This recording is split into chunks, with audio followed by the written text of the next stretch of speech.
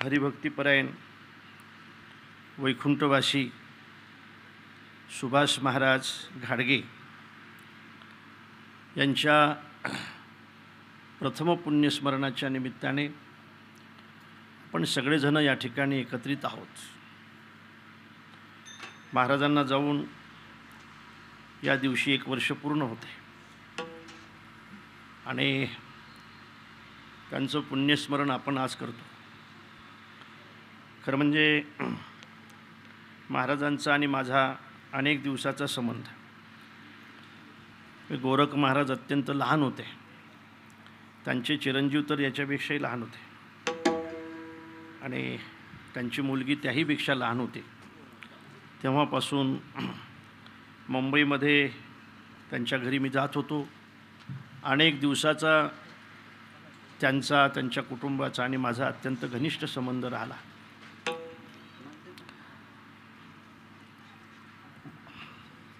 आणि अत्यंत घनिष्ठ संबंध असल्यामुळेच मला असं वाटते की सुभाष महाराजांना जसं तुम्ही पाहिलं तसं मी सुद्धा अत्यंत जवळून पाहिलं नाही. मानस जाणे जे बोले, झाड जाणे जे फुले आणि भोगे जाणे जे केले पूर्वजन्मीचे. महाराजांचा स्वभाव ज्यांनी जवळून पाहिला त्यांना कळेल की महाराजांचा स्वभाव अत्यंत पारमार्थिक स्वभाव होता. आपल्या वडिलाची मिराशी, आपल्या भावाची मिराशी, आपल्या वडील भावाचा जो परमार्थ आहे तो आपण सुद्धा अत्यंत समर्थपणे पुढे गेला पाहिजे, या पद्धतीने सुभाष महाराजांनी त्यांची मिराशी स्वीकारली. सज्जनानो, अखंड घरामध्ये परमार्थ टिकून राहावं, अखंड घरामध्ये परमार्थ टिकून राहावा, आपल्या घरातल्या सदस्यांनी सुद्धा पारमार्थिक असावं असं ज्या बापाला वाटत असेल ना, मला वाटतं तोच बाप खऱ्या अर्थाने पारमार्थिक असला पाहिजे आणि ते या कुटुंबात आपल्याला दिसतं. आणि म्हणून सुभाष महाराजांबद्दल आपल्या सगळ्यांना माहीत आहे. मला सुद्धा जास्त सांगत गेलो तर मला पुढे कीर्तन करायचं आहे म्हणून जास्त सांगता येणार नाही. पण महाराजांचा स्वभाव, महाराजांचं परमार्थावरचं प्रेम, संप्रदायाचं तर काम झालंच पाहिजे, पण परिसरामध्ये काही सामाजिक कामंसुद्धा झाले पाहिजेत. आपण ज्या परिसरामध्ये राहतो त्या परिसरामध्ये वारकरीही राहतात आणि शेतकरीही राहतात. आणि वारकरी शेतकरी जर त्या परिसरामध्ये राहत असतील तर वारकऱ्यासाठी सुद्धा आपण काम केलं पाहिजे आणि शेतकऱ्यासाठी सुद्धा काम केलं पाहिजे. अशा दोन्ही पद्धतीची कामं महाराजांनी आपल्या जीवनामध्ये केले. रामकृष्ण जय रामकृष्ण, जय जय रामकृष्ण, जय जय रामकृष्ण, जय जय रामकृष्ण हरी, जय जय रामकृष्ण, जय जय रामकृष्ण हरी, जय जय रामकृष्ण, जय रामकृष्ण हरी, जय जय राम, जय जय राम. शुद्ध बीजापोटी, शुद्ध बीजापोटी, शुद्ध बीजापोटी, हळे रसाळ गोमटी, हळे रसाळ गोमटी, हळे रसाळ गोमटी, हळे रसाळ गोमटी, मुखी अमृताची वाणी, देह देवाची कारणी, मुखी अमृताची वाणी, देह देवाचे कारणी, मुखी अमृताची वाणी, देह देवाचे कारणी. सर्वांगी निर्मळ, सर्वांगी निर्मळ, सर्वांगी निर्मळ, सर्वांगी निर्मळ, चित्त जैसे गंगा जळ, चित्त जैसे गंगा जळ, चित्त जैसे गंगा जळ, चित्त जैसे गंगा. मुखी अमृताची वाणी, देह देवाची कारणी, अमृताची वाणी, देह देवाचे कारणी, अमृताची वाणी, देह देवाचे. तुका म्हणे जाती, तुका म्हणे, तुका तुका म्हणे तापदर्शने विश्रांती तापदर्शने विश्रांती तापदर्शने विश्रांती तापदर्शने विश्रांती मुखी अमृताची वाणी देह देवाचे कारणी मुखे अमृताची वाणी देहाचे कारणी मुखे अमृताची वाणी देवाचे कारणी गोपार घुमाई गोपार घुमाई गोपार घुमाई गोपार घुमाई गोपार घुमाई गोपार घुमाई गोपार घुमाई गोपार घुमाई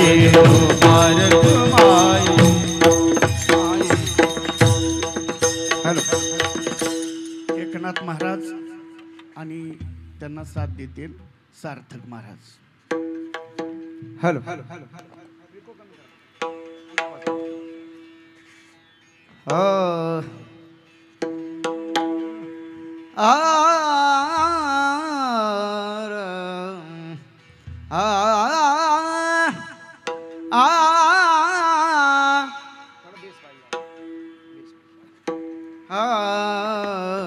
शोध बीजा पोटी शोध बीजा पोटी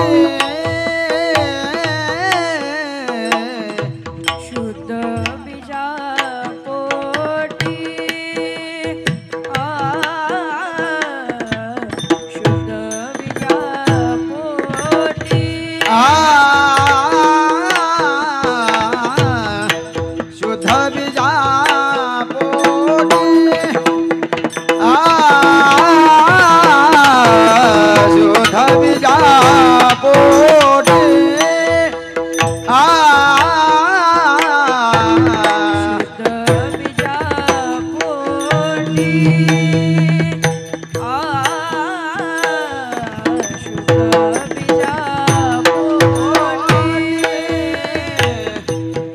फळे रसाळ गोमटी फळे रसाळ गोमटी मुखे अमृताची वाणी मुखे अमृताची वाणी अरे या धुमाचा आवाज कमी कर म्हणा. धुमाचा आवाज कमी कर या. शोध बीजा पोटी शोध बीजा पोटी पोटी शुद्ध बीजा पोटी शुद्ध बीजा पोटी फळे रसाळ गोमटी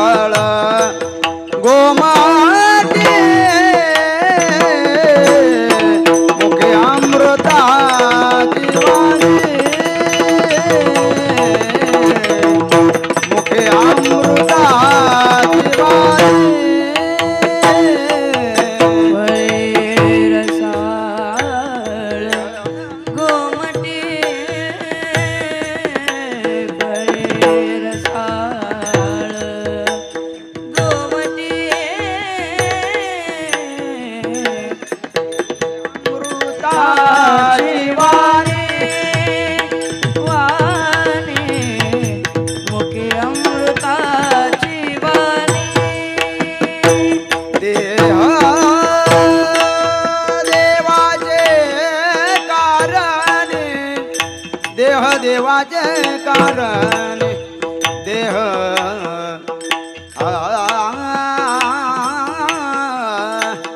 येणार देवाचे कारण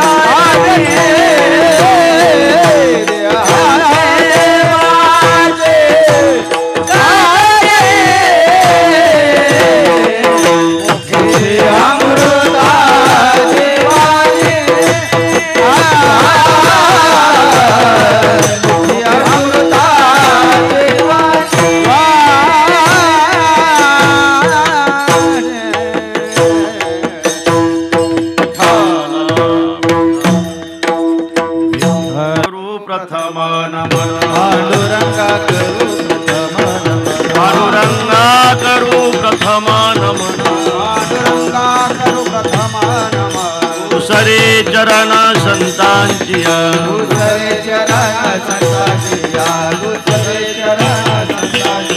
त्यांच्या कृपादाने कथे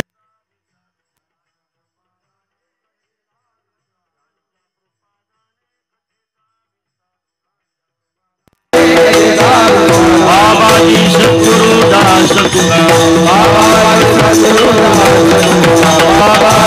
सद्गुरु दास ओम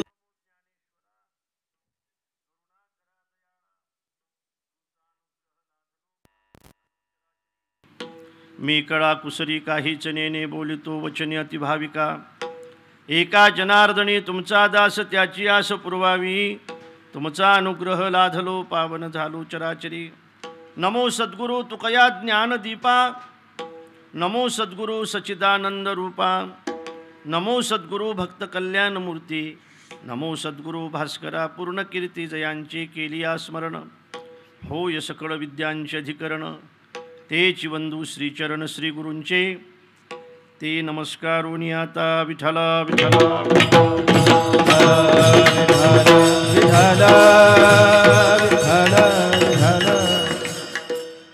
शुद्ध बीजापोटी फडे रसाळ गोमटी मुखी अमृताची वाणी देह देवाची कारणी आज या ठिकाणी हरिभक्तीपरायण वैकुंठवासी सुभाष महाराज घाडगे यांच्या प्रथम पुण्यस्मरणाच्या निमित्ताने आपण सगळेजण या ठिकाणी एकत्रित आहोत.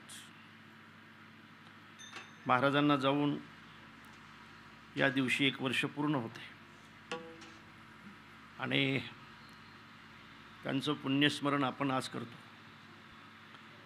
खरं म्हणजे महाराजांचा आणि माझा अनेक दिवसाचा संबंध. गोरख महाराज अत्यंत लहान होते, त्यांचे चिरंजीव तर याच्यापेक्षाही लहान होते आणि त्यांची मुलगी त्याहीपेक्षा लहान होती. तेव्हापासून मुंबईमध्ये त्यांच्या घरी मी जात होतो. अनेक दिवसाचा त्यांच्या कुटुंबाचा आणि माझा अत्यंत घनिष्ठ संबंध राहिला.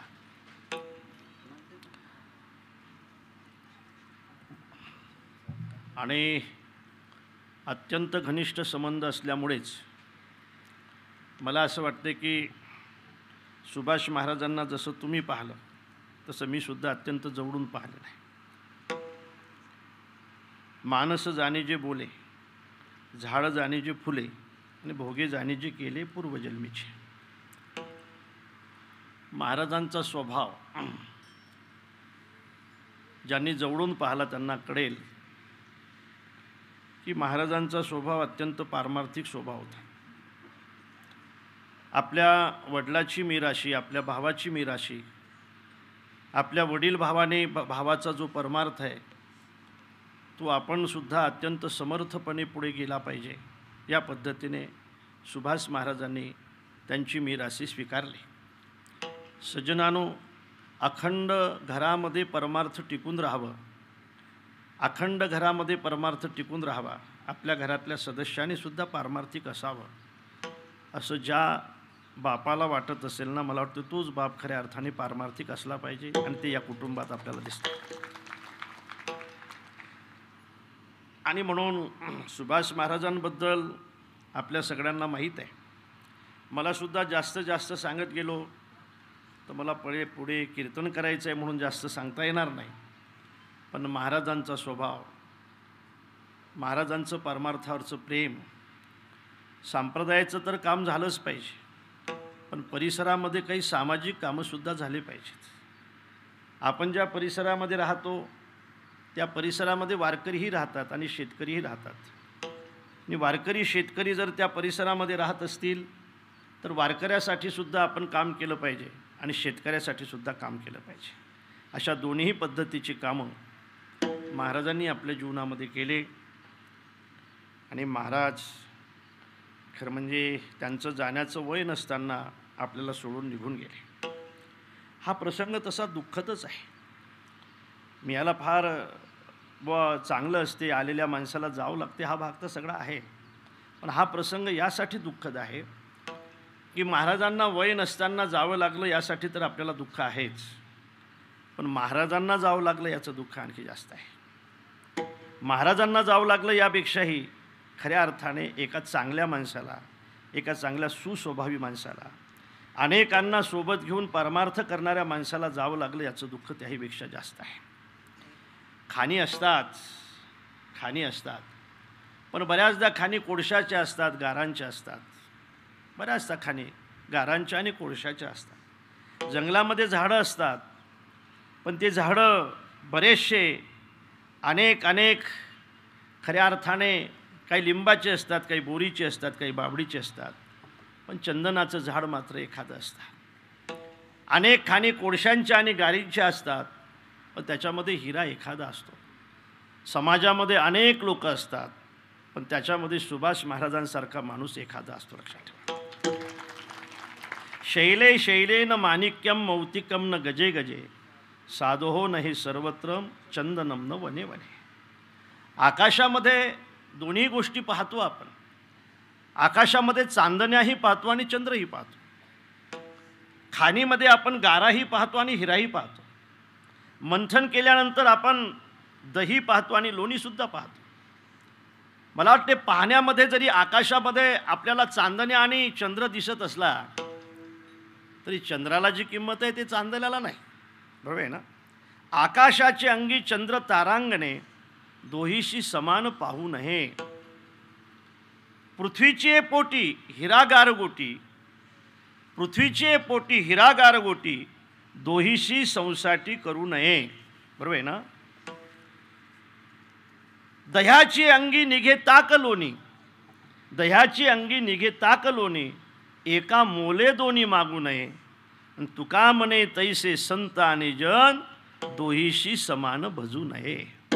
महाराज म्हणताय आकाशामध्ये चंद्र आणि तारे असले तरी जी चंद्राची किंमत आहे ती ताऱ्यांना नाही.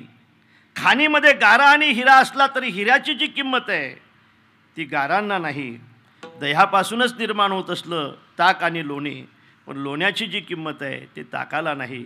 समाजामध्येच राहत असले संत, साधू आणि सज्जन, सुस्वभावी, पण मला असं वाटतं की त्यांना जी किंमत आहे ती सर्वसामान्यांना नाही. गीताकार सुद्धा हेच सांगतायत. पश्यन शृण्वन पृशन जिघ्रन नश्नन गच्छन स्वपै स्वसन, प्रलपन विसृजन गुन्नन नुन्मिशन निमिशन नपी. अरे तोही नेत्रीप आहे, श्रवणी ऐकतू आहे, परी तेथीचा तो नोहे नवल देखे. ह्या सगळ्या क्रिया जरी आपल्याला सारख्या दिसत असल्या तरी मला असं वाटतंय की आपण समाजाला ज्या पद्धतीने पाहतो त्या पद्धतीने महापुरुष नसतात पाहत. आपण सत्य म्हणून पाहतो, जगाला सत्य म्हणून पाहतो, ते मिथ्या म्हणून पाहतात. आपण जगाला जग म्हणून पाहतोय, ते जग म्हणून पाहत नाही, ते हरी म्हणून पाहत आहेत. विठ्ठल विठ्ठल विठ्ठल सर्व घटी राम देहा देही एक.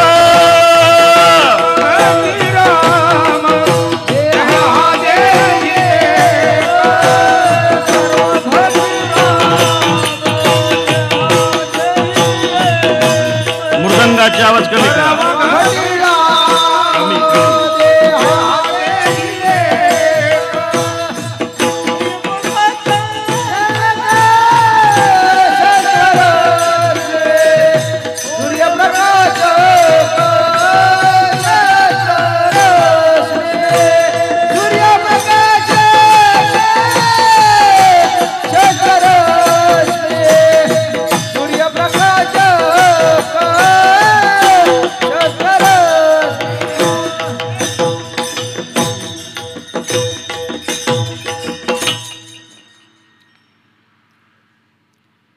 आणि म्हणून हा फरक आपल्या नेहमी लक्षात येतो. फार मोठा फरक असतो महाराज. साधूच्या जीवनामध्ये आणि सामान्याच्या जीवनामध्ये फार मोठा फरक आहे. मी खरं सांगू का, साधूच्या जीवनामध्ये आणि देवाच्या जीवनामध्ये सुद्धा फार फरक आहे. देवाच्या कार्यामध्ये आणि साधूच्या कार्यामध्ये सुद्धा फार मोठा फरक आहे. मी सांगू का, देवाच्या कार्यापेक्षा सुद्धा साधूचं कार्य महान मानलं जाते. त्याचं कारण असं आहे की रामचंद्र प्रभूने सेतू बनवला, समुद्रावरून सेतू बनवला. कोणासाठी बनवला? कोणासाठी बनवला? काय सांगता येईल आपल्याला? रामप्रभूने जो सेतू बनवला महाराज कोणासाठी बनवला? हां हां सीतेसाठी बनवला. सीतेसाठी बनवला म्हणजे कोणासाठी बनवला? बायकोसाठी बनवला. रामप्रभूने समुद्रावरून जो सेतू बनवला तो बायकोसाठी बनवला. बरोबर आहे ना? मला काही चुकीचं नाही ना? तर बायकोसाठीच बनवला. आणि तिच्यासाठी तर बिचाऱ्यासाठी काही करावं लागते, सगळं करावं लागतं. बायकोसाठी काय करावं लागत नाही. एका माणसाने गॅस आणला घरी, गॅसची टाकी. गॅसची टाकी आणल्यानंतर ती बिना कलरची टाकी होती, तिला कलर नव्हता. बाई म्हटली अशी टाकी आणत असतात का? हिला कलर नाही. आता टाकीला काही कलर नसते, कधी असते नाही. गॅसच्या टाकीचं काही नसते तसं. कलर नाही म्हणे, हिला कलरची टाकी आणायची. तुम्ही तर जो माल आणता ना तो थर्ड क्लास आणता म्हणे घरात. सगळा थर्ड क्लास माल आणता म्हणे तुम्ही घरात. कोणचाही माल आणला की तुमचा थर्ड क्लास असतो म्हणे. त्यावेळेला तो म्हटला मला लग्नातसुद्धा असंच म्हणत होते लोक.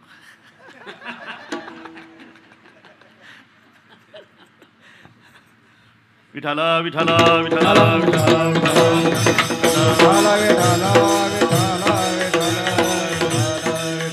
रामप्रभूने जो सेतू बनवला तो सीतेसाठी बनवला. जगद्गुरु तुकोबारायाने जो सेतू बनवला तो आपल्यासाठी बनवला. भवसिंधुशी बांधिला सेतू जेने, अनाथा दिना कारणे तू कयाने. देवापेक्षा सामान्यापेक्षा साधू फार वेगळे असतात. देव असतो, सामान्य सामान्य असतात, साधू वेगळे असतात, साधू मध्यस्थी करणारे असतात महाराज. एका बाजूने समाज असतो, एका बाजूने प्रभू असतात. दोघांची मध्यस्थी करण्याचं काम संत करत असतात. आणि खऱ्या अर्थाने परमार्थामध्ये असे अनेक हरिभक्तीपरायण झालेत, अनेक संत झालेत, खऱ्या अर्थाने अनेक सुस्वभावी सज्जन झालेत की ज्यांनी आपल्या प्रपंचाशी लोकांना न जोडताय संप्रदायाशी जोडलं, धर्माशी जोडलं. अशाच पद्धतीने हरिभक्तीपरायण माझे अत्यंत परममित्र सुभाष महाराज यांचं हे प्रथम पुण्यस्मरण आपण साजरं करत आहोत. त्या निमित्ताने प्रभुचरणी हे वाक्पुष्प समर्पित करण्याचा हा सुयोग आहे. हे वाक्पुष्प प्रभुचरणी समर्पित करण्याच्या निमित्ताने निवडलेला अभंग जगद्गुरू जगत्वंदनीय महाराष्ट्रभूषण संत शिरोमणी संत सम्राट वैराग्यमूर्ती श्री संत तुकोबारा यांचा 4 चरणाचा अत्यंत महत्त्वाचा आणि म्हटलं तर प्रापंचिक कार्यकारण भाव नाहीतर पारमार्थिक कार्यकारण भाव संबंध प्रतिपादन करणारा आजचा अभंग आहे. विठ्ठला विठ्ठला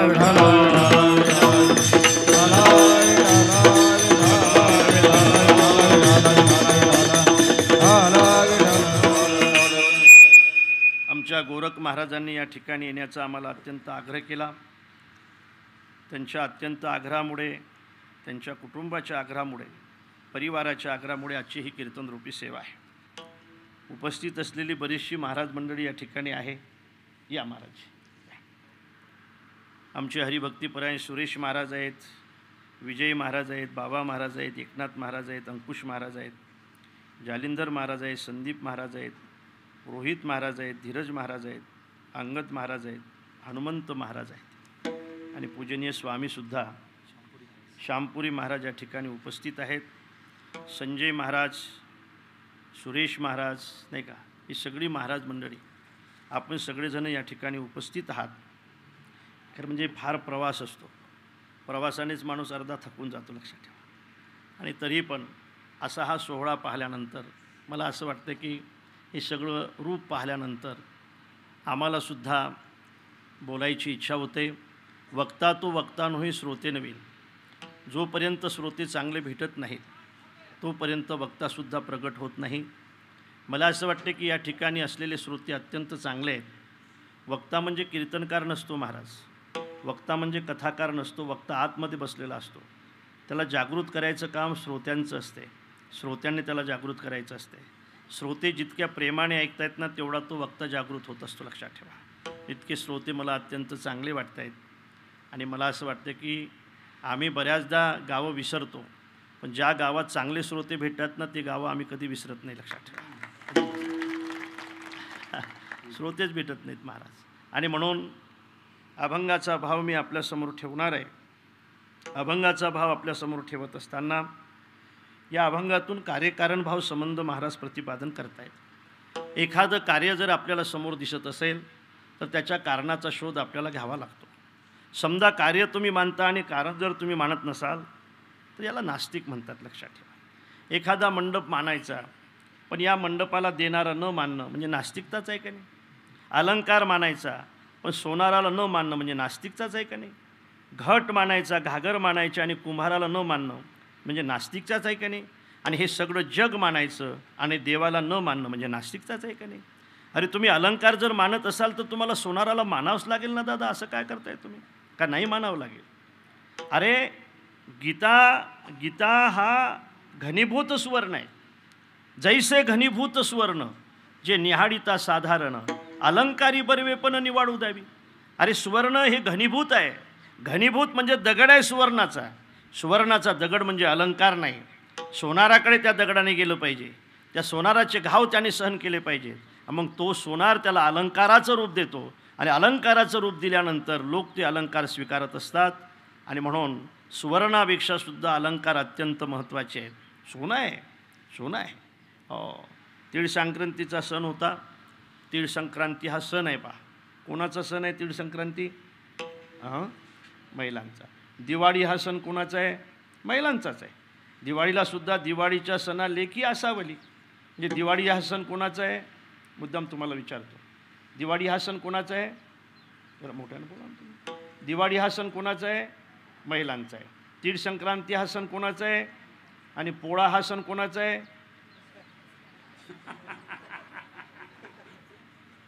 ऐकलं का? बैलांचा आहे म्हणतात.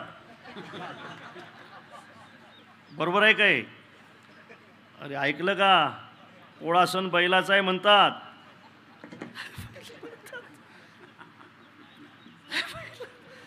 बैलांचा सण आहे. आता तर माना हलवा, आता त्यांनी ठरवलं होतं.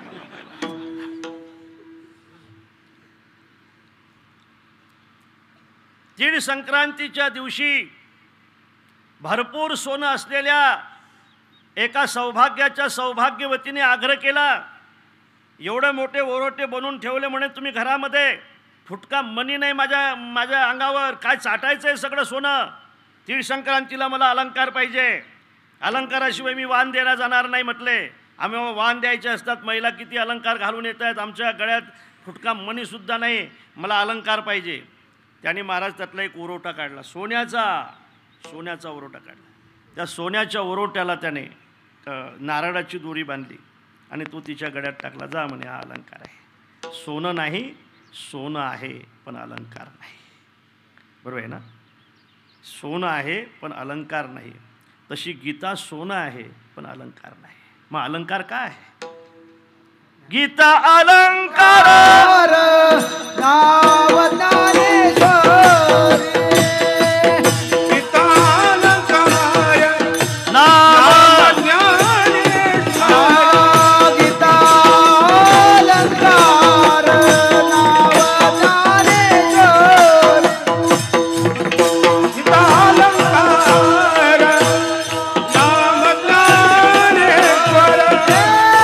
ब्रह्मानंदील प्रगट केली.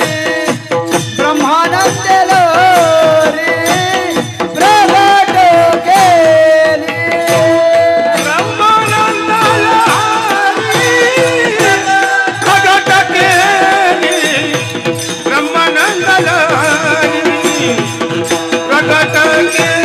गीता अलंकार नाम ज्ञानेश्वर. नाम ज्ञानेश्वर. गीता अलंकार नाम ज्ञानेश्वरी. नाम ज्ञानेश्वरी.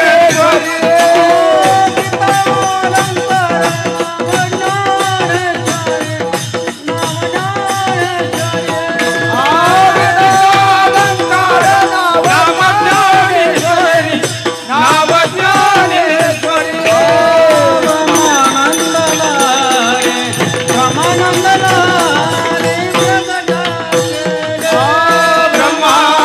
लहरी ब्रह्मानंद लहरी प्रगट केली.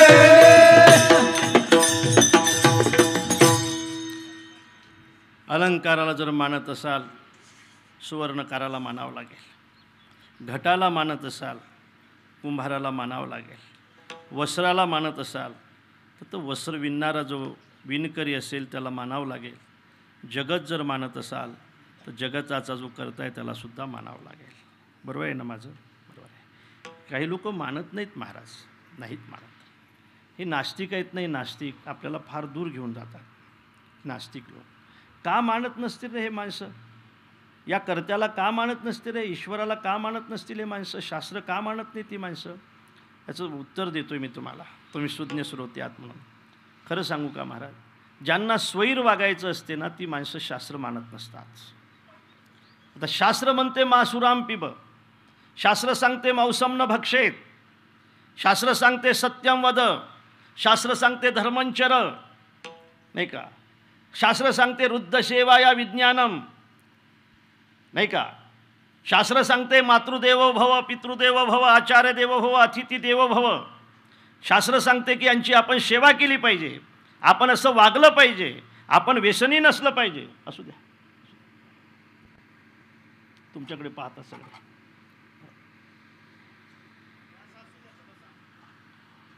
आपण हे नसलं पाहिजे. शास्त्र आपल्याला स्वैर वागायला सांगत नाही, पण ज्यांना स्वैर वागायचं असते ती माणसं शास्त्राचा विरोध केल्याशिवाय राहत नाहीत. बरोबर आहे का माझं?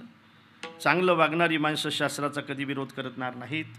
आणि म्हणून काही लोक असे आहेत की ते कर्ता मानायला तयार नाहीत. मानलं पाहिजे. म्हणून जगत जर तुम्ही पाहत असाल तर जगताचा कर्तासुद्धा तुम्हाला मानावं लागेल. जेने हे ईश्वनिर्मियेले महर्षी देवाते संस्थापिले 21 स्वर्गाते धरिले सत्ता मात्रे आपुलिया आकाशे सर्वत्र वसावे वायूने नाव भरी उगे नसावे पावके दहावे वर्षावे जडे. सत्ता कधी कोणाकडे जाईल काही सांगता येत नाही. सत्ता नेहमी आपल्याकडेच राहिली पाहिजे अशी प्रत्येकाची अपेक्षा आहे. ती घरातली असो, ती गावातली असो, ती तालुक्यातली असो, जिल्ह्यातली असो, महाराष्ट्रातली असो व देशातली असो. सत्ता आपल्याकडेच राहिली पाहिजे अशीच इच्छा आहे ना. पण मला असं वाटतं की सत्ता ही कधी बदलेल काही सांगता येत नाही. कधी बदलेल काही सांगता येत नाही. ती जशी सत्ता आहे तशी मला असं वाटतं की ती सत्ता तर फार दूरची आहे. आपल्यावर तरी सत्ता आहे का रे? आपल्यावर तरी सत्ता आहे का? खरं सांगा तुम्ही. कोण असा माणूस आहे की ज्याला असं वाटतं की आपले केस पांढरे झाले पाहिजेत? होतात का नाही? आपली सत्ता आहे. कोण अशी व्यक्ती आहे की ज्याला असं वाटते आपले कान गेले पाहिजेत? जातात का नाही? आपली सत्ता आहे. कोण असा माणूस आहे की ज्याला असं वाटते आपले डोळे गेले पाहिजेत? जातात का नाही? आपली सत्ता आहे. आपली सत्ता आहे. आपल्या शरीरावर सुद्धा आपली सत्ता चालत नसेल महाराज तर आपल्याला लोकांवर सत्ता करण्याचा का अधिकार आहे? सत्ता नक्कीच कोणाची तरी आहे आणि आहे ना ती त्याची आहे. आपल्या सत्तेने नाही जगू शकत आपण. आणि म्हणून तर महाराज असं म्हणतायत की तुम्हाला भक्ती करायची असेल ना तर ही सहज भक्ती तुमच्या जीवनामध्ये घडेल. बघा, सहज घडेल, सहज भक्ती घडेल. रामायणामध्ये 9वीदा भक्ती सांगितली महाराज शबरीला. 9वीदा भक्तीमध्ये सांगत असताना असं सांगितलं, प्रथम भगती संतन कर संगा दुसरी रती मम कथा प्रसंगा गुरुपद पंकज सेवा तिसरी भगती अमान चौथी भगती मम गुणगण कपट करहित जिगान मंत्र जाप मम दृढ विश्वासा पंचम भजन सुभेद प्रकाशा षटदमशील विरति बहुकरमा निरत निरंतर सज्जन धर्मा सातव सम मोही सम जग देखा. अरे याचा आवाज कमी कर, या धुमाचा आवाज कमी कर. किती आवाज येतो तो? आवाज कमी कर ना, कमी कर ना.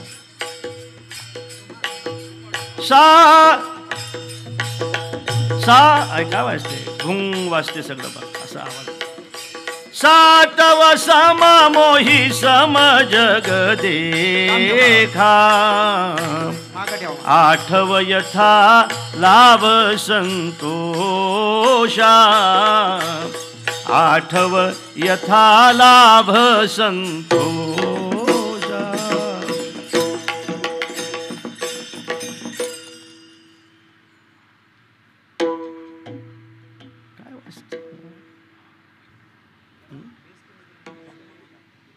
काय होते पहा. आम्हाला ते वाचते समजते पण काय वाचते नाही समजत. पाहतो सातव सममोही सम जग देखा आणि आठव यथा लाभ संतोषा. महाराज, आपल्याप्रमाणे तुम्ही दुसऱ्याला पाहत असाल तर तुम्हाला वेगळी भक्ती करण्याचं काम पडणार नाही. हे तुमच्या जीवनातली भक्ती असेल. आत्मोपमेन सर्वत्र समम पश्यती. लक्षात आलं का? आत्मोपमेन सर्वत्र समम पश्यती. अर्जुना, तू तुझ्याप्रमाणे दुसऱ्याला मान. तुला वेगळी भक्ती करण्याचं काम पडणार नाही. लक्षात ठेव. तुला दुःख होऊ नये असं जर तुला वाटत असेल ना तर दुसऱ्यालाही होऊ नये असं तू वाटू दे. तुला दुःख होणार नाही. तुला भक्ती ठरेल तुझ्या जीवनातली हे. आणि म्हणून आपल्याप्रमाणे आपण दुसऱ्याला ज्यावेळेला मानतो त्यावेळेला ती भक्ती ठरते. लक्षात ठेवा. आपला मुलगा तर आपला मुलगा आहेच, पण हे उभे आहेत ना हे सुद्धा आपलेच मुलं आहेत. ही भक्ती आहे. आपल्या संस्थेतले आहेत. ही सगळी लाईन, ही लाईन ना, ते तिकडचे हे सगळे सगळे. बरोबर. वा. हे कुठले आहेत? हे कोण्या संस्थेतले आहेत? पुशेगावचे, तुमच्या संस्थेतले. वा वा, चांगले ठोकत जा बरं. काही अभ्यास नाही केला तर हे तसे सोडू नका, यांचं नुकसान होते. यांचं भविष्य वाईट असूनही असं वाटत असेल ना, कमी राहिले तर चालतील, असे ठोकायचे बघा अभ्यास नाही केला तर. हे भूत लातो की हे भूत बातों से नाही मानते, हे भूत आहे सध्या. हे यांचं नुकसान नाही झालं पाहिजे, लक्षात ठेवा. यांचं भविष्य वाईट नाही गेलं पाहिजे. मग आता ही पायाभरणी आहे, ही चांगली झाली पाहिजे. ज्या बापाला समजत नसेल ना, पाठवून द्यायचा, घरी घेऊन जा म्हणा, पण पोराचं नुकसान नाही झालं पाहिजे. महाराज, एवढी मोठी शक्ती आपल्याजवळ असूनसुद्धा आपण अजूनही बलवान नाही. त्याचं कारणच हे आहे की आपण आलेल्या गोष्टीला न्याय देत नाही. जी गोष्ट आपल्यासमोर आली त्याला जर तुम्ही न्याय देत गेलात तर मला असं वाटतं की भविष्याच्या दृष्टीने ती गोष्ट फार महत्त्वाची ठरत असते. आणि म्हणून आपल्या मुलावर जे प्रेम आहे ते जर दुसऱ्यावर तुम्ही करत असाल तर ही भक्ती आहे ना, ही भक्ती आहे ना. 7 सममोही समजग देखा, आणि 8वी भक्ती आहे 8 यथा लाभ संतोषा. जेवढं मिळत असेल तेवढ्यामध्ये जर तुम्ही समाधान मानत असाल ना, तर तुम्हाला वेगळी भक्ती करण्याची काय गरज आहे, काय गरज आहे. हेची थोर भक्ती आवडते देवा, संकल्पावे माया संसाराची, संकल्पावे माया संसाराची. हेची थोर भक्ती आवडते देवा, संकल्पावे माया. काय चाललंय तुमचं हे, काय संकल्पावे माया हे विले आनंदे तैसे राहावे, हेविले आनंदे तैसेची राहावे, नित्या सुजावे समाधान, नित्या सुजावे समाधान,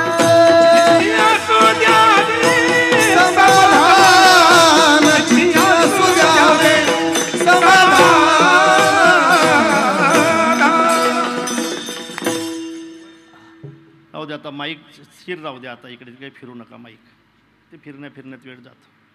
3 आहेत ना आता, बरं 3च आहेत ना, 3च आहेत ना, हां 3च आहेत ना, 3च पाहिजेत. आता 4था नका आणू, आता बस झाले 3 बस झाले ना. आता ते मधले मुख्यमंत्री आहेत,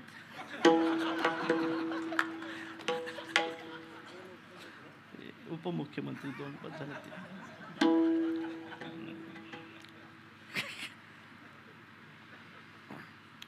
यथा लाभ संतोषा. जेवढं मिळेल तेवढ्यामध्ये समाधान मानणारा माणूस समाधानी राहत असतो, लक्षात ठेवा. समाधान बिघडते ना, पुढच्या आशा केल्याने समाधान बिघडत असते. मग आज जे आपल्याला श्रीमंत होऊनही समाधान नाही, याचं कारण श्रीमंतीने आपली आशा थांबली नाही, आपली आशा वाढवली. मी नेहमी म्हणेल की पहिल्यापेक्षा आपल्या घरामध्ये भांडे जास्त आहेत ना, पहिल्यापेक्षा जास्त आहेत. पहिल्यापेक्षा आपल्या घरामध्ये पैसे जास्त आहेत ना, मुद्दाम तुम्हाला सांगतो, जास्त आहेत. पहिल्यापेक्षा आपल्या घरात कपडे जास्त आहेत ना, खूप कपडे आहेत. बापरे, काही घरात गेल्यावर तर असं वाटतं की आपण घरात आलो का दुकानात आलो, इतके कपडे आहेत महाराज. तुम्हाला तरी कपडे कमी असतील, यांच्या तर बापरे कोंबू साड्या भरलेल्या आहेत, लक्षात ठेवा. इतक्या साड्या असतात कपाटामध्ये. पूर्वी कपाटात सोनं असायचं, आता सोनं नाही, साड्या आहेत आता साड्या. आमच्या विदर्भात गोरखमारात एक ॲक्सिडेंट झाला, त्या बाईने असं कपाट उघडलं, सगळ्या साड्या त्या बाईच्या अंगावर पडल्या. पाहता काय मेली ती बाई, सरपणाचं कामच नाही पडलं महाराज, इतक्या साड्या होत्या. या देशातील कपाटामध्ये सोनं असावं, साड्या नाही. जहा डाल डाल पर सोने की चिड़िया, हा देश आहे आपला. असो, यथा लाभ संतोषा. मिळेल तेवढ्यामध्ये समाधान. कष्ट भरपूर करायचे दादांनो, भरपूर कष्ट करायचे, आशा करायची नाही. आणि जी स्थिती असेल त्याच्यामध्ये समाधान माना. तुमचं समाधान कोणी हिरावून घेऊ शकणार नाही. तुम्ही जर जास्त आणि जास्त आशा करत असाल तर ती आशा तुम्हाला दुःखाकडे घेऊन गेल्याशिवाय राहणार नाही. आशा ही परमम दुःखम, नैराश्यम परमम सुखम. आशा हेच दुःखाचं कारण आहे. आशा उपजली भगवंताशी, नीच वामनत्व आले त्याशी. आशेने दीन केले देवाशी, तर अशी काय ते जगाचा जो नित्यदाता तो आशेने केला भिके सरिसा, वैऱ्याची द्वारी झाला मागता, द्वार पाडता तेने त्याशी.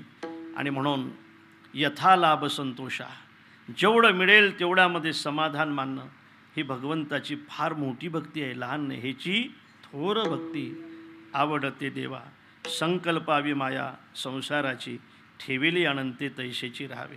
विषय असा निघाला होता सत्तेपासून, आपल्यावर सुद्धा आपली सत्ता नाही.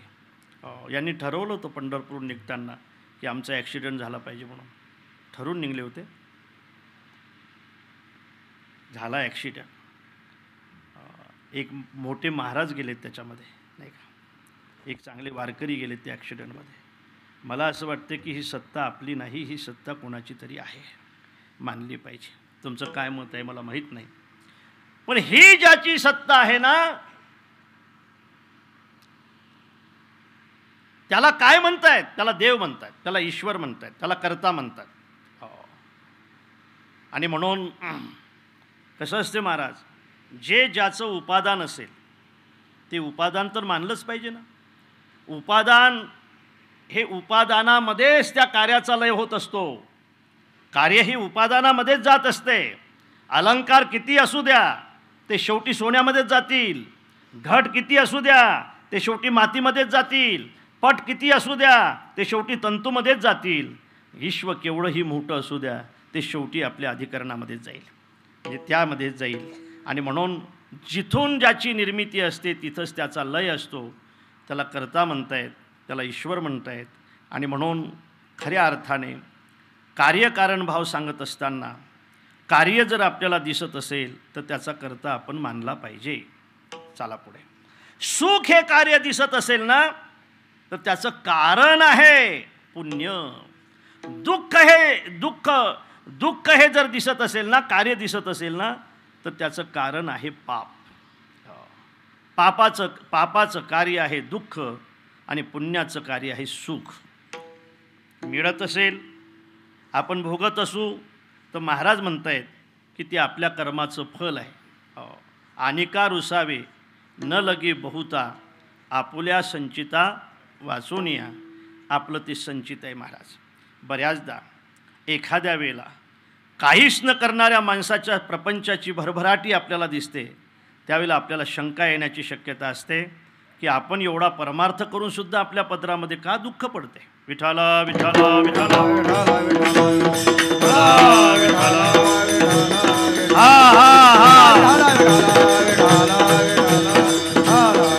असं का घडतंय?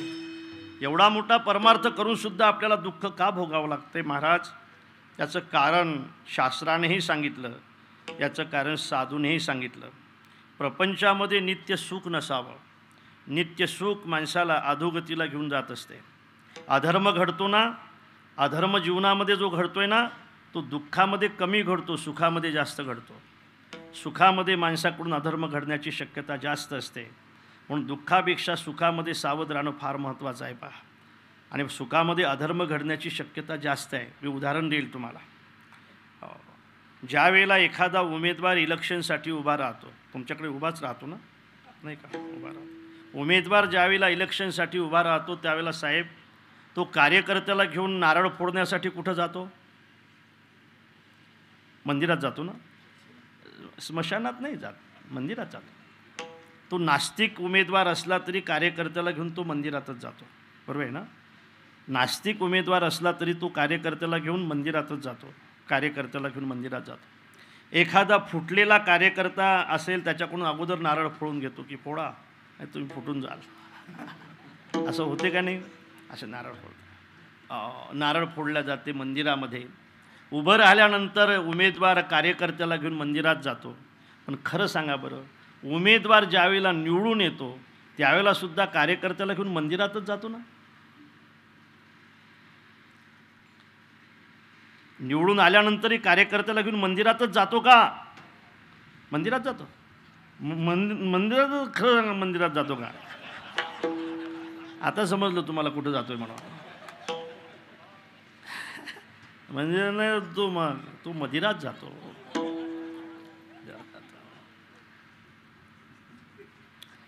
ऐकलं? दुःख असलं की माणसाला देव आठवतो. आणि सुखामध्ये अधर्म घडण्याची शक्यता दाट असते. कोणती आत्या काय पाहिजे सांग तुला. संपले आता. तुझा मुलगा राजा झाला आहे, गेले कौरव सगळे. तुला काय पाहिजे सांग. कोणती आत्याचे नेत्र ढिले होतात आणि आत्या कन्हैयाकडे पाहते आणि म्हणते, कन्हैया देशील? म्हटले नक्की देईल आत्या. आज मी तुझ्यासमोर उभा आहे ना, तुझा भाचा म्हणून नाही, देव म्हणून उभा आहे. सांग तुला काय पाहिजे. तू मागशील ते मी तुला द्यायला तयार आहे. त्यावेळेला कुंतीने सांगितलं, कन्हैया मला जर द्यायचं असेल तर गड्या मला मरेपर्यंत दुःख देतो. कन्हैयाचे नेत्रसुद्धा ढिले होतात महाराज. कन्हैया म्हणतो, आत्या जन्मापासून आतापर्यंत तू दुःख भोगते. किती दुःख भोगणार? पोट नाही भरलं तुझं अजून दुःखाने. इतकं दुःख भोगलंय तू. या घराण्यामध्ये येऊन, राजघराण्यामध्ये येऊन तू दुःख भोगलंय सगळं. किती किती दुःख सांगू जन्मापासून, तर आतापर्यंत सुद्धा दुःखच भोगलंय आत्या. आता तर काहीतरी मागून घे वेगळं. मी देव आहे ना, देव. येशे थोरविला मारुती असा आहे मी. विभीषण केला लंकापती असा आहे मी. मी सांग ना तुला काय देऊ. मी तुला काही द्यायला तयार आहे आज. कोणती आत्या म्हणते, फक्त दुःख दे. कशासाठी मागते आत्या तू दुःख? दुःख हा मागण्याचा विषय आहे का आत्या? दुःख कोणी मागत असते का? तू का दुःख मागते? आत्या म्हणते, कन्हैया खरं सांगू का, सुखामध्ये तुला विसरण्याची शक्यता असते रे, दुःखामध्ये तुझी आठवण खूप येते, तुझा विसर पडत नाही. आणि खरं सांगू का कन्हैया, दुःखामध्ये जर तुझा विसर पडत नसेल तर तुझा विसर न पडण्यासाठी मला तू मरेपर्यंत दुःख दिलं तरी चालेल. फक्त तुझा विसर भावा, तुझा विसर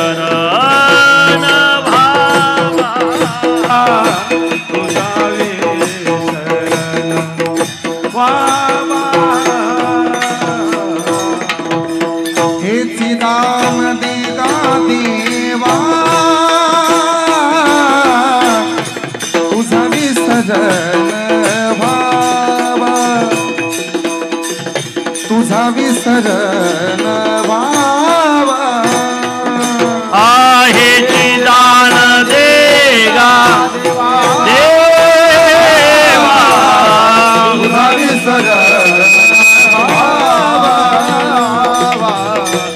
तुझा विसरण भावा. परमार्थ करून दुःख का पडते पदराम?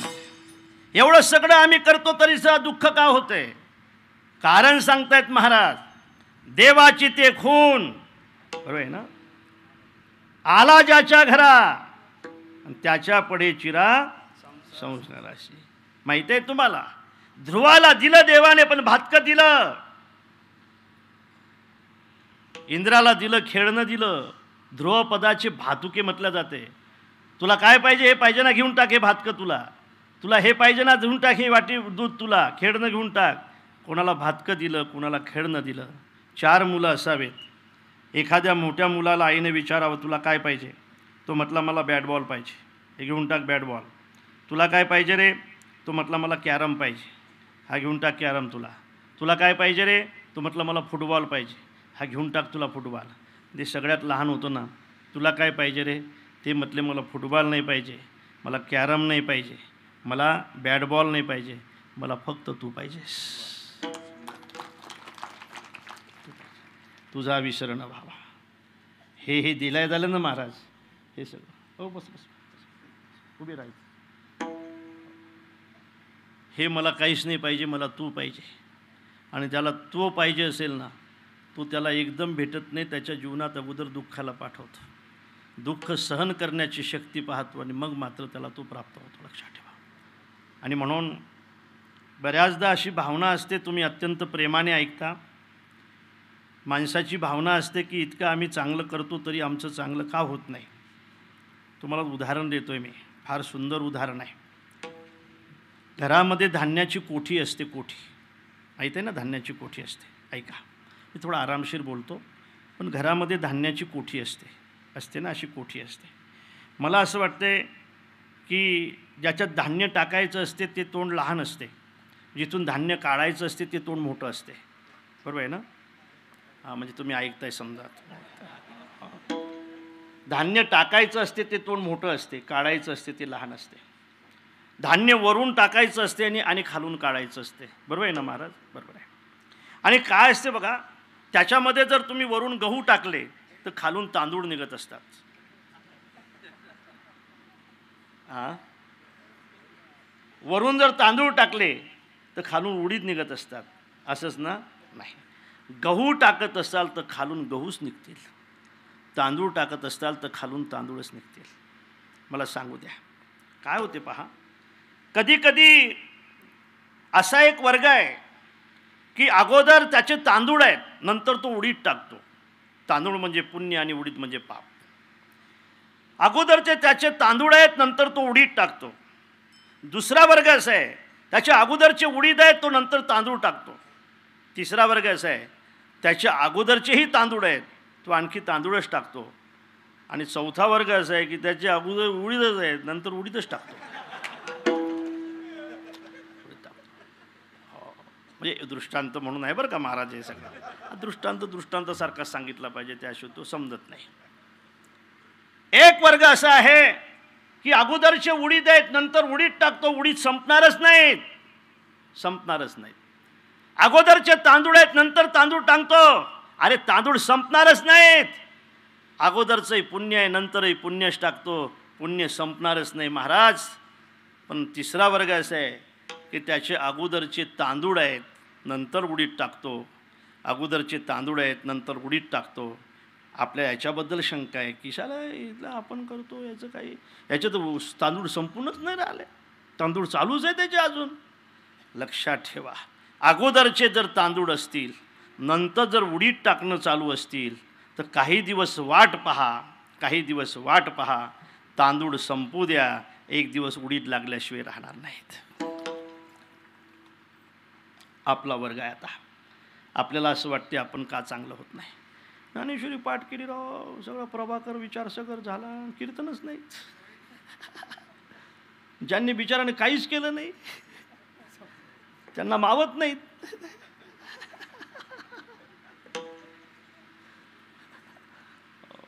असं का? प्रारब्ध आहे. पहिले उडीद आहेत आपले, नंतर तांदूळ टाकणं चालू आहेत. माझी प्रार्थना आहे आपल्याला, तांदूळ टाकणं सोडू नका. तांदूळ टाकत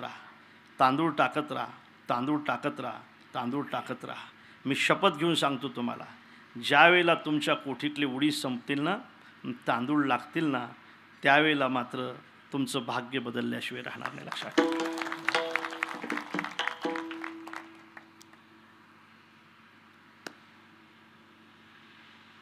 टाकलं ते मिळतच नाही. अनेक प्रसंग आहेत, सांगता येतील, पण मला 12 वाजेपर्यंत सगळं थांबून मला पुढे जायचं आहे. उद्या नरखेडची कथा चालू करायची आहे. नरखेड, नरखेड कुठे आहे? पुशेगावच्या बाजूने आहे नरखेड, नागपूर. नरखेड म्हणजे नरखेड. कोणाचं गाव? बोधेबाबांचं गाव. कोणाचं गाव? वैद्यबाबांचं गाव. कोणाचं गाव? पुरेकर बाबांचं गाव. कोणाचं गाव? अमृत महाराजांचं गाव. 4 खांब. त्यावेळेला जसे जोग महाराजांनी हे 4 खांब दिले होते संस्थेला, तसंच मला असं वाटते मामासाहेबांनी सुद्धा हे 4 खांब संस्थेला दिले महाराज. त्यांच्या गावाला उद्या आम्हाला कथा चालू करण्यासाठी जायचं आहे. जरा लांबचा प्रवास असल्यामुळे गोरख महाराज 12 वाजता आम्ही निघू. पुन्हा आणखी येऊ, नक्की पुन्हा येऊ. आम्ही विदर्भातले माणसं आहोत, पुन्हा येऊ म्हटलं की येत असतो, आहे ना. पहिल्याने येतो त्यावेळेला दरवाजातून येतो, दुसऱ्याने येतो छपरातून येतो. छप्पर फाड के आते आहे, येतो का नाही. हां, म्हणून विदर्भातली माणसं खोटं बोलत नाहीत. पुन्हा येऊ, मी पुन्हा येईल. विठाला विठाला विठाला विठाला विठाला.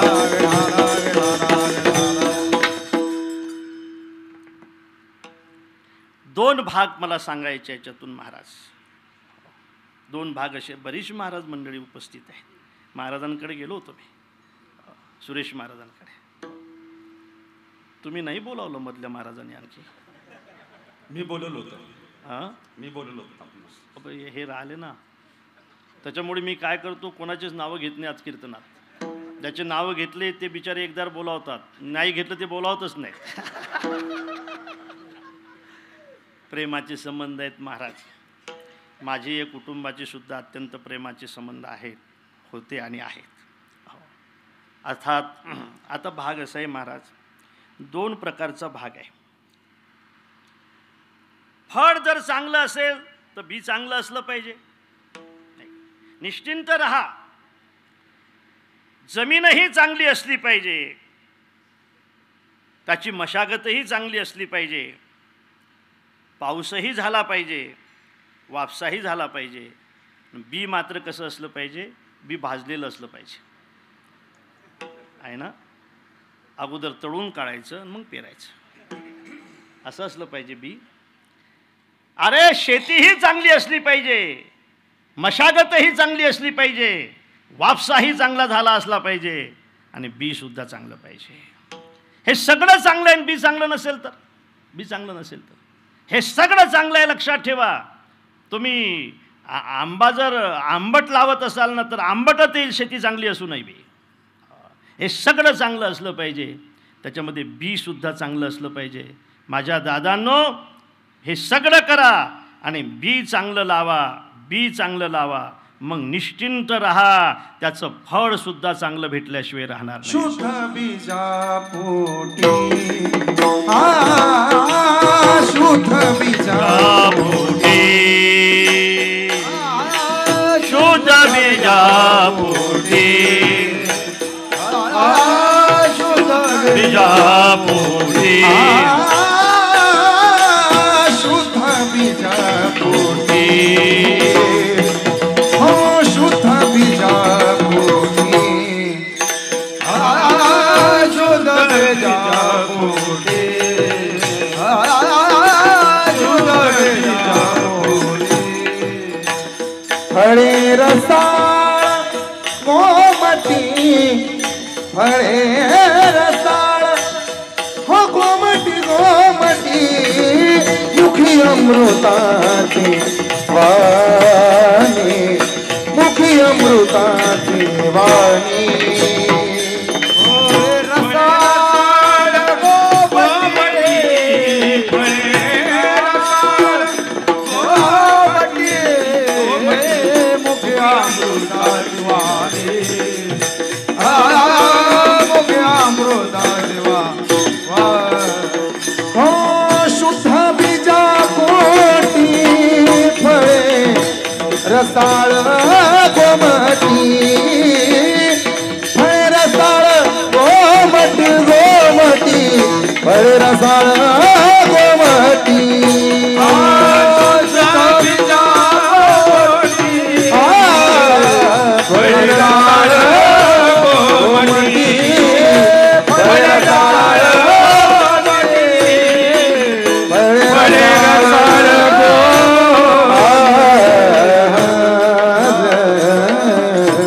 बी शुद्ध असेल तर फळ सुद्धा शुद्ध असते.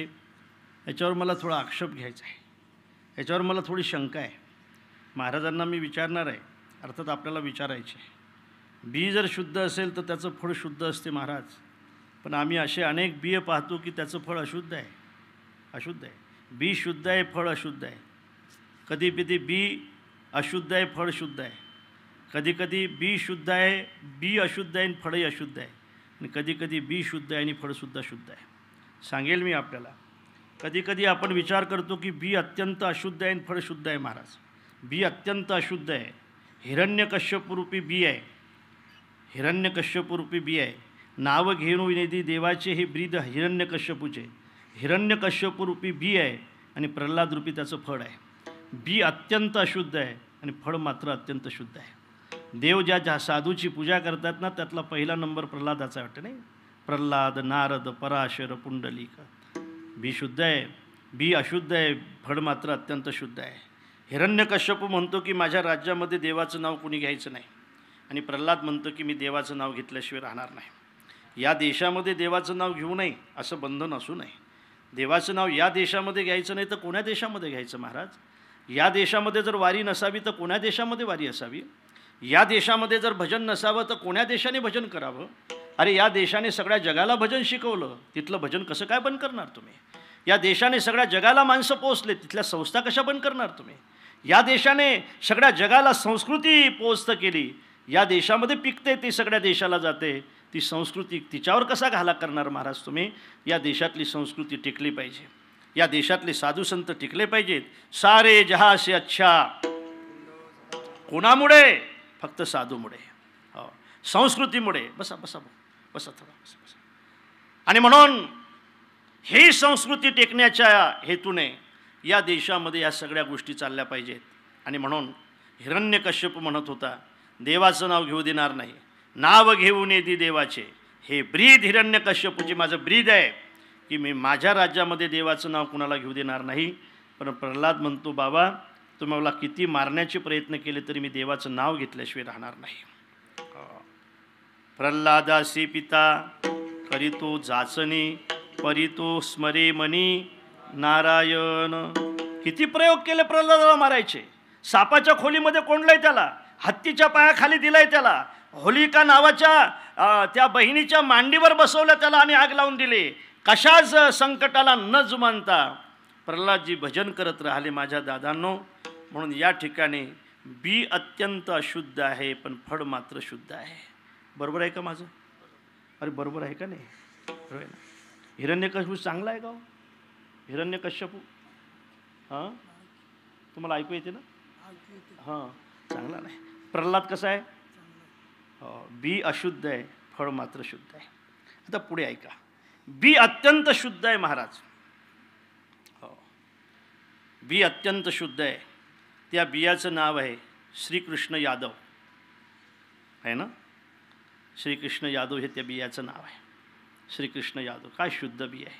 भीष्म द्रोण तटा जयद्रथ जला गांधारी नीलोत्पला शल्य ग्रहावती कृपेन वहनी कर्णे नवे लाकुला अश्वत्थामा विकर्ण घोर मकरा दुर्योधनावर्तिनी सोत्तीर्णा खलु पांडवै रणनदी कैवर्तक केशव.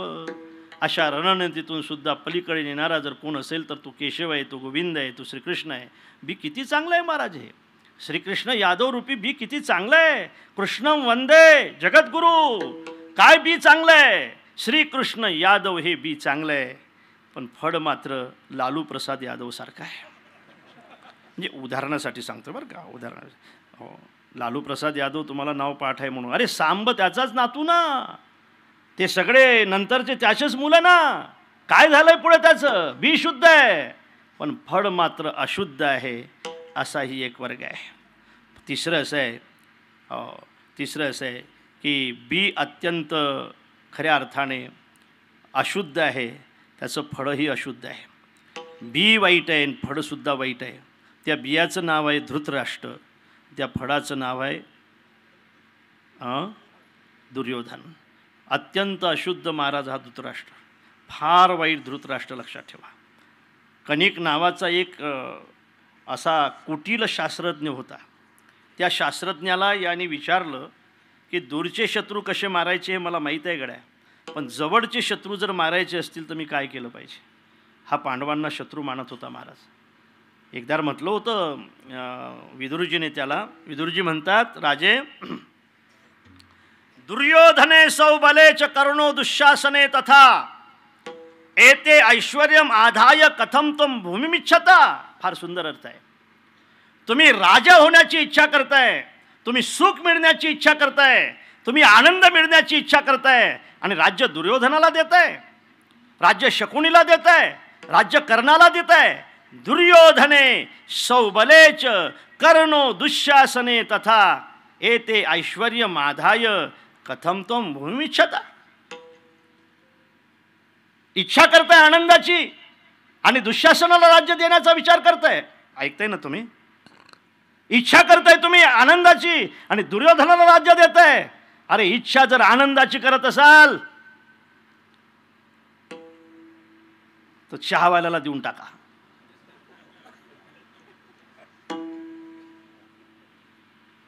समजलं?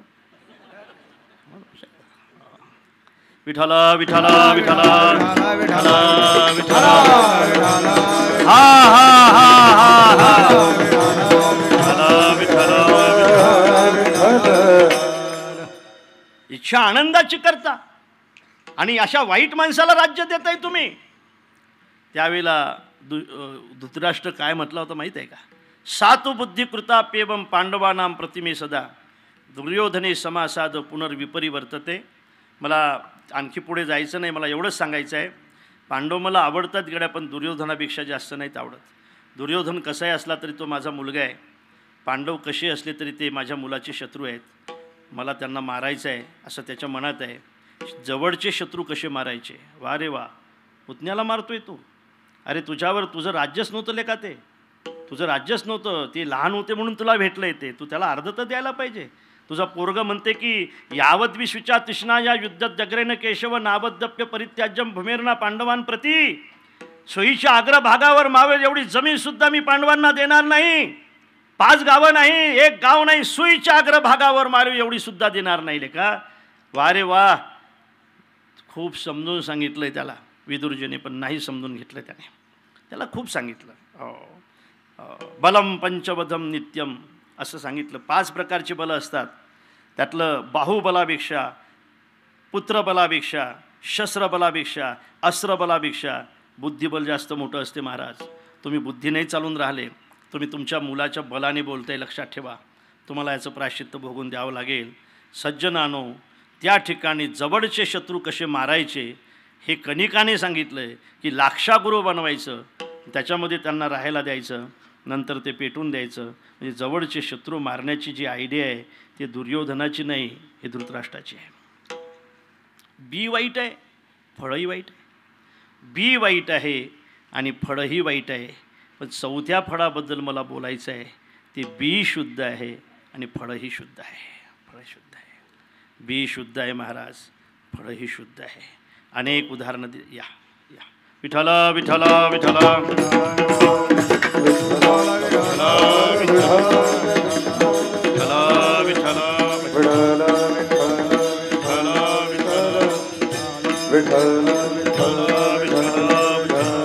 हा हा हा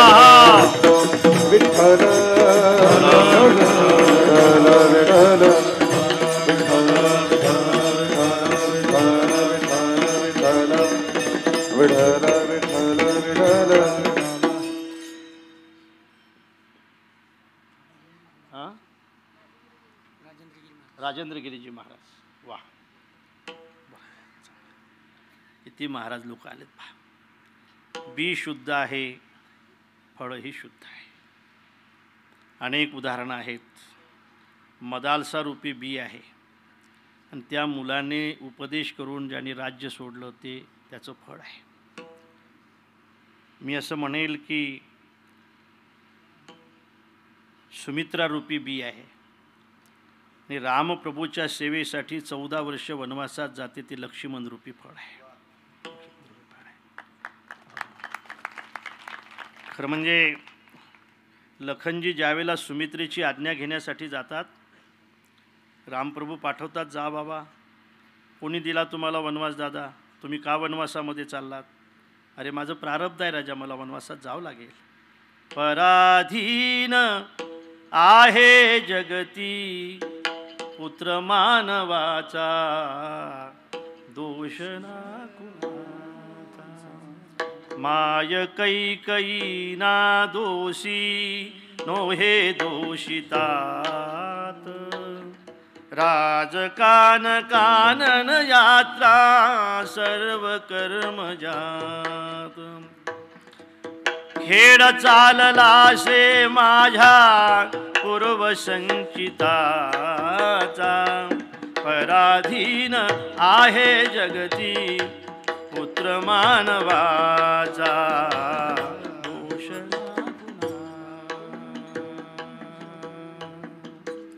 सुमित्रेकडे लखनजी जातात. थोडक्यात सांगून जाईल महाराज. सुमित्रा म्हणते, लखन, हा मा, शरम नाही वाटत? कशाची मा? तुला माहित नाही की आज माझ्या राघवचा राज्याभिषेक आहे म्हणून? हा मा, माझ्या राघवचा राज्याभिषेक ज्या दिवशी आहे त्या दिवशी तुझ्या अंगावर राजवैभव पोशाख पाहणार होती लखन. मी वनवासाचा पोशाख धारण करून माझ्या समोर उभा राहिलाय तू. माझ्या राघवच्या गादीबद्दल तुझा विचार अनुचित असेल, अयोध्येत राहण्याचा अधिकार नाही तुझा, वनवासात निघून जा. सुमित्रा म्हणते, वनवासात जाण्यासाठी चालू मा. का जात नाही? एकटा नाही मा.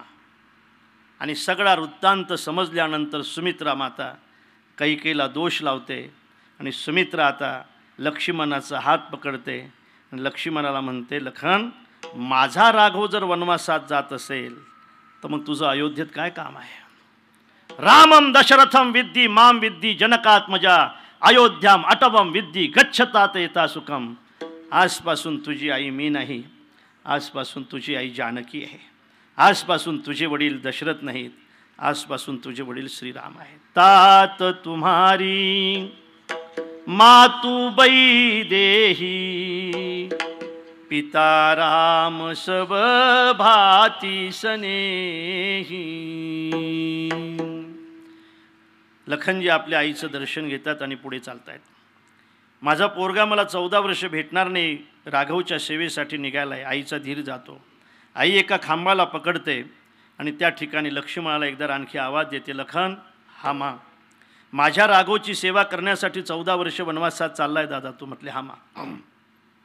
राघवची सेवा करत असताना तुझ्या स्वप्नामध्ये राग, रोष, ईर्ष्या, मद आणि मोह येऊ नये लखन. स्वप्नामध्ये सुद्धा येऊ नये मा. हा स्वप्नामध्ये सुद्धा येऊ नये दादा. स्वप्न केव्हा पडत असते मा? झोपल्यानंतर पडत असे ना. हे विकार जर माझ्या स्वप्नामध्ये येऊ नये अशी जर माझ्या माईची इच्छा असेल तर लखन याच ठिकाणी प्रतिज्ञा करते की 14 वर्ष लखन झोपणार नाही. स्वप्न कसं पडेल मा? बी शुद्ध आहे, फळही शुद्ध आहे. मदालसा बी शुद्ध आहे, फळही शुद्ध आहे. जिजामाता बी शुद्ध आहे, फळही शुद्ध आहे. जिंकावं वा कटून मरावं हेच आम्हाला ठावं, लढून मरावं मरून जगावं हेच आम्हाला ठावं. देशापायी सारे विसरू माया ममता नाती, शूर आम्ही सरदार आम्हाला काय कुणाची भीती, काय कुणाची भीती. देव धर्म आणि देशापायी प्राण घेतलं हाती, शूर आम्ही सरदार आम्हाला काय कुणाची भीती. म्हणून बी शुद्ध आहे महाराज, फळही शुद्ध आहे. जिजामाता बी शुद्ध, तिचं फळ शुद्ध. सुमित्रा बी शुद्ध, तिचं फळ शुद्ध. कबीरजी बी शुद्ध, कमालजी फळसुद्धा शुद्ध. मला असं वाटते सुभाषजी हे बी शुद्ध आहे. ज्ञानेश्वर नाही का, आमच्या बहिणीचं नाव आहे मनीषा, आणि गोरख बी शुद्ध आहे आणि फळही शुद्ध आहे. शुद्ध बीजापोटी फळे रसाळ गोमटी, फळे रसाळ गोमटी, फळे रसाळ गोमटी. शुद्ध बीजापोटी फळे रसाळ गोमटी, हा हा हा, रसाळ गोमटी फळे रसाळ गोमटी. हो, हा तर एक अर्थ आहेच. पण एक अर्थ 5-10 मिनिटांमध्ये मला आपल्या पुढे मांडायचा तो आणखी असा आहे. बी म्हणजे साधना महाराज. थोडक्यात सांगतात, बी म्हणजे साधना, ज्ञानरूपी साधना. याला जर फळ असेल तर बी, ज्ञानाला साधन बी मानलं पाहिजे. ज्ञान ही साधना बी आहे, कर्म ही साधना बी आहे, यज्ञ ही साधना सुद्धा बी आहे. ज्ञानालाही फळ आहे, कर्मालाही फळ आहे, योगालाही फळ आहे आणि यज्ञालाही फळ आहे. फळ आहे म्हणजे बी मानलं पाहिजे. अरे ज्ञानाचं फळ काय? ज्ञानाचं फळ आहे मोक्ष, बरोबर आहे ना. ज्ञानाचं फळ आहे मोक्ष. कर्माचं फळ काय? कर्माचं फळ आहे अंतकरणाची शुद्धी. योगाचं फळ काय? योगाचं फळ आहे चित्तवृत्तीचा निरोध. आणि यज्ञाचं फळ काय? स्वर्गप्राप्ती, स्वर्गप्राप्ती. ज्ञानाचं फळ आहे मोक्ष, कर्माचं फळ आहे अंतकरणाची शुद्धी, योगाचं फळ आहे चित्तवृत्तीचा निरोध आणि यज्ञाचं फळ आहे स्वर्गाची प्राप्ती. पण मला असं वाटते या ठिकाणी महाराज जे बी वापरत आहेत ते ज्ञानरूपी बी नाही, कर्मरूपी बी नाही, यज्ञरूपी बी नाही, योगरूपी बी नाही. त्याचं कारण असं आहे सुरेश महाराज, कारण असं आहे की ज्ञानरूपी बी एक आहे, त्याचं फळसुद्धा एकच आहे. लक्षात आलं का? बी एक आहे आणि फळही एकच आहे. कर्म हे बी एक आहे, फळही एकच आहे. योगरूपी बी एक आहे, त्याचं फळही एकच आहे. कर्मरूपी बी एक आहे, त्याचं फळही एकच आहे. पण महाराजांना अपेक्षा अशी आहे, बी एक आहे, फळं मात्र अनेक आहेत. फळं नाही फळे, शुद्ध बीजापोटी बी एक आहे आणि फळं मात्र अनेक आहेत. फळे रसाळ गोमटी, आणि त्या नामचिंतन रूपी बियाचं पहिलं फळ आहे मुखी अमृताची वाणी. मुखी अमृताची वाणी, मुखी अमृताची वाणी, मुखी अमृताची वाणी. देह देवाचे कारणी, देह देवाचे कारणी, मुखी अमृताची वाणी, मुखी अमृताची वाणी. देह देवाचे कारणी, देह देवाचे करणी, मुखी अमृताची वाणी, मुखी अमृताची वाणी.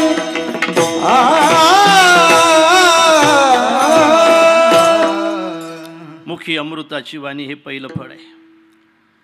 अमृताची वाणी म्हणजे अमृतासारखी वाणी, आणि अमृताची वाणी म्हणजे अमृत तत्वाला प्राप्त करून देणारी वाणी. एखादा अभंग सोडवण्यासाठी 2-3 दिवस तरी पाहिजेत. मुखी अमृताची वाणी, देह हे पहिलं फळ, आणि देह देवाचे कारणी हे दुसरं फळ. आपला देह देवाच्या कारणी पडला पाहिजे महाराज. आपला देह देवापेक्षा प्रपंचाच्या कारणी जास्त पडतो. प्रपंचाच्या कारणी आपला देह पडतो, पण प्रपंच आपल्या कारणी नाही पडत, बरं का, लक्षात ठेवा. आपला देह प्रपंचाच्या कारणी आहे, पण प्रपंच आपल्या कारणी नाही. ज्याच्या कारणी तुम्ही देह लावला ना, तुम्ही जास्त म्हातारे व्हा, घरातली माणसं नवस करतील. तुमच्याकडे नाही का करतील? आपण ज्याच्या कारणी देह लावतो तो प्रपंच आपल्याला आपलं कारण समजत नाही, आणि म्हणून देह देवाचे कारण आहे. माझा देह देवाच्या कारणी असावा. देह जावो अथवा राहो, पांडुरंगी दृढ भावो, चरण न सोडी सर्वथा, आण तुझी पंढरीनाथा. देह देवाचे कारण आहे.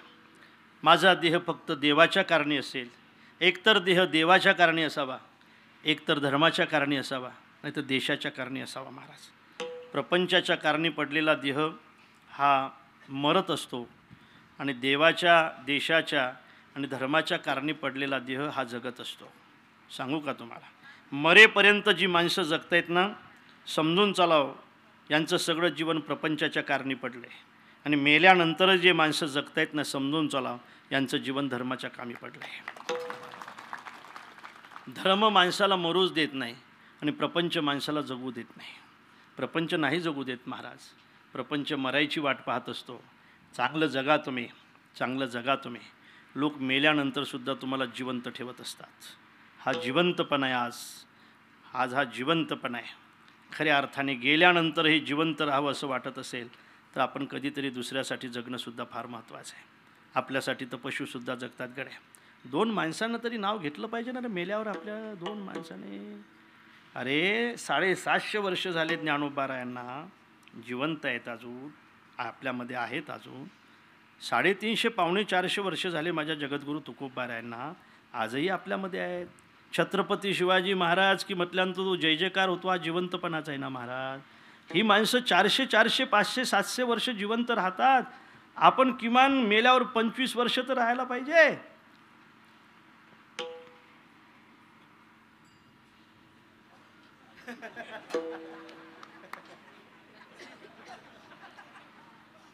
नाही राहायला पाहिजे. घरी कोण कोण आहे? हो, चांगलं आहे ना. हो, जास्त प्रेमाने कोण बोलते तुम्हाला? मंडळी जास्त प्रेमाने बोलते ना. तुम्हालाच बोलत नाही, यांना सगळ्यांना प्रेमानेच बोलते. ते सगळ्यांना प्रेमाने. असो, माझी विनंती आहे आपल्याला, आपला प्रपंच सांभाळत असताना देश सांभाळा. आपला प्रपंच सांभाळत असताना गाय सांभाळा. आपला प्रपंच सांभाळत असताना धर्म सांभाळा. धर्म सांभाळायचा कोण आहे? आपणच सांभाळावं लागेल ना, आपल्याला सांभाळ. आणि त्याच्यासाठी किती कष्ट पडले तरी सहन करा माझ्या दादांनो, भविष्यामध्ये आपल्याला कामी पडेल. धर्म नाही सोडला पाहिजे. संभाजी महाराजांनी सोडला नाही म्हणून महाराजांचं नाव आहे, लक्षात ठेवा. धर्मवीर संभाजी महाराज म्हणतोय आपण त्यांना. असो अनेक उदाहरणं मला देता येतील, पण माझी अशी इच्छा आहे की मेल्यानंतर किमान 5-25 वर्ष तरी लोकांनी आपलं नाव घेतलं पाहिजे. आणि म्हणून देह देवाचे कारणी हे नामचिंतन रूपी बियाचं दुसरं फळ आहे. सर्वांग निर्मळ हे तिसरं फळ आहे. आणि चित्त जैसे गंगाजळ हे नामचिंतन रूपी बियाचं चौथं फळ आहे. विठोबा रखुमाई, विठोबा रखुमाई, विठो हे सूचना मोक्षासाठीच्या सगळ्या साधना आहे. नामचिंतन रूपी साधना हे मोक्ष मिळवून देणारी साधना आहे. मोक्ष हे सुद्धा नामचिंतन रूपी बियाचं फळ आहे. तुका म्हणे जाती ताप, तुका म्हणे जाती ताप, ताप ताप पाप नाही ताप. तुका म्हणे जाती ताप आणि दर्शने विश्रांती. तुका म्हणे जाती ताप म्हणजे आत्यंतिक दुःखाची निवृत्ती, आणि दर्शने विश्रांती म्हणजे परमानंदाची प्राप्ती. हेच मोक्षाचं स्वरूप आहे ना. आत्यंतिक दुःखाची निवृत्ती आणि परमानंदाची प्राप्ती हे जर मोक्षाचं स्वरूप असेल तर तुका म्हणे जाती ताप, आत्यंतिक दुःखाची निवृत्ती, आणि दर्शने विश्रांती, परमानंदाची प्राप्ती. तुका म्हणे जाती, तुका म्हणे जाती, तुका म्हणे जाती, तुका म्हणे जाती,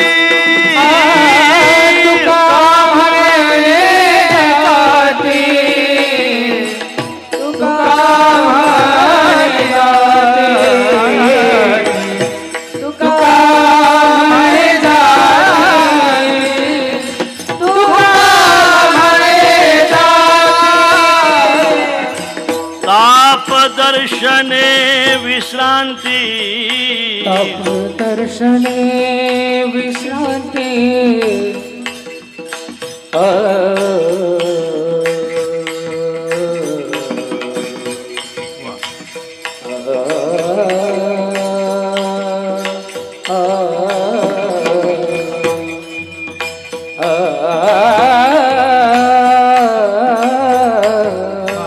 जय हो.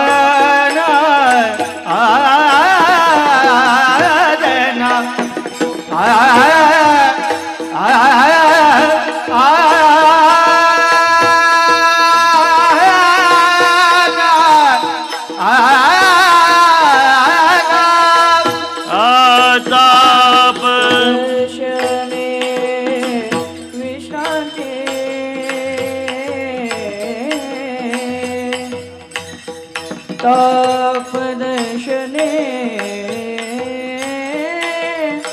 विश्रांती.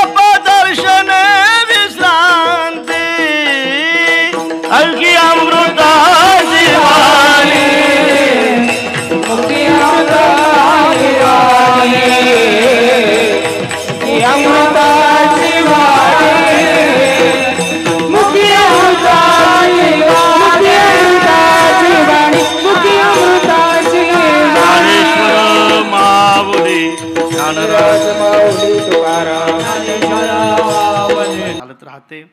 खचून जायचं नाही, समर्थपणाने उभं राहायचं.